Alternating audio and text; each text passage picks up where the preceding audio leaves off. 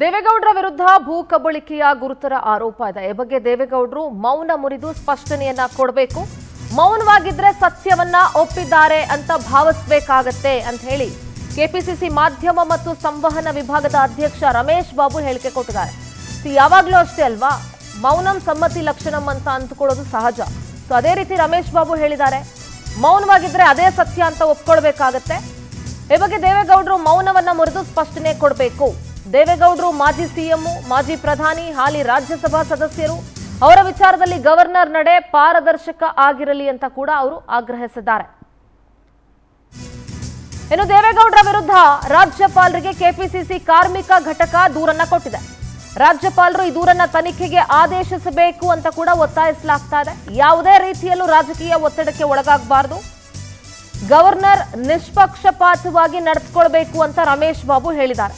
ಸಿದ್ದರಾಮಯ್ಯ ವಿರುದ್ಧ ಪ್ರಕರಣ ಪಿಸಿಆರ್ ಕೂಡ ಆಗೋದಕ್ಕೆ ಯೋಗ್ಯ ಇರಲಿಲ್ಲ. ಆ ಪ್ರಕರಣದ ಪ್ರಾಸಿಕ್ಯೂಷನ್ಗೆ ರಾಜ್ಯಪಾಲರು ಮುಂದಾಗಿದ್ರು. ಹಂಗಿರುವಾಗ ದೇವೇಗೌಡರ ಪ್ರಕರಣದಲ್ಲಿ ಒತ್ತಡಕ್ಕೆ ಒಳಗಾಗಬಾರದು. ರಾಜ್ಯಪಾಲ ಥಾವರ್ ಚಂದ್ ಗೆಹ್ಲೋಟ್ ಅವರಿಗೆ ರಮೇಶ್ ಬಾಬು ಆಗ್ರಹಿಸಿದ್ದಾರೆ. ಸಾರ್ವಜನಿಕ ಜೀವನದಲ್ಲಿ ಇರ್ತಕ್ಕಂಥವ್ರು ಬೇರೆಯವರಿಗೆ ಮಾದರಿಯಾಗಿ ನಡ್ಕೋಬೇಕಾಗತ್ತೆ.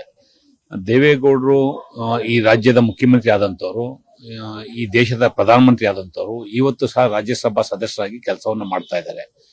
ಬಹಳ ಆಶ್ಚರ್ಯ ತರುವಂತದ್ದು ಈ ತರದ್ದು ಗುರುತರವಾದಂತ ಆರೋಪಗಳು ಅವ್ರ ಮೇಲೆ ಬಂದಂತ ಸಂದರ್ಭದಲ್ಲಿ, ಮತ್ತೆ ಅವ್ರ ಮೊಮ್ಮಕ್ಕಳ ಮೇಲೆ ಬಂದಂತ ಆರೋಪಗಳ ಸಂದರ್ಭದಲ್ಲಿ ಯಾವುದೇ ರಿಯಾಕ್ಷನ್ ಕೊಡದೇ ಇರ್ತಕ್ಕಂಥದ್ದು ಬಹಳ ವಿಷಾದಕರವಾದಂತ ಸಂಗತಿ ಇದೆ. ಮತ್ತೆ ಇವತ್ತೇನು ಭೂಮಿ ಅಕ್ರಮ ಸ್ವಾಧೀನ ಪಡ್ಕೊಂಡಿರ್ತಕ್ಕಂಥ ಆರೋಪಗಳು ಬಂದಿದೆ, ಅವರೇ ಇಷ್ಟೊತ್ತಿಗೆ ಸಾರ್ವಜನಿಕವಾಗಿ ಸ್ಪಷ್ಟೀಕರಣವನ್ನ ಕೊಡಬೇಕಾಗಿತ್ತು. ಕೊಟ್ಟಿಲ್ಲದರಿಂದ ಬಹುತೇಕ ಅವ್ರ ಮೇಲೆ ಬಂದಿರತಕ್ಕಂಥ ಆರೋಪಗಳನ್ನ ಎಲ್ಲೋ ಒಂದ್ ಕಡೆ ಅವ್ರು ಒಪ್ಕೊಂಡಿದ್ದಾರೆ ಅನ್ನೋ ಭಾವನೆ ಸಾರ್ವಜನಿಕ ವಲಯದಲ್ಲಿ ಚರ್ಚೆ ಆಗ್ತಾ ಇದೆ.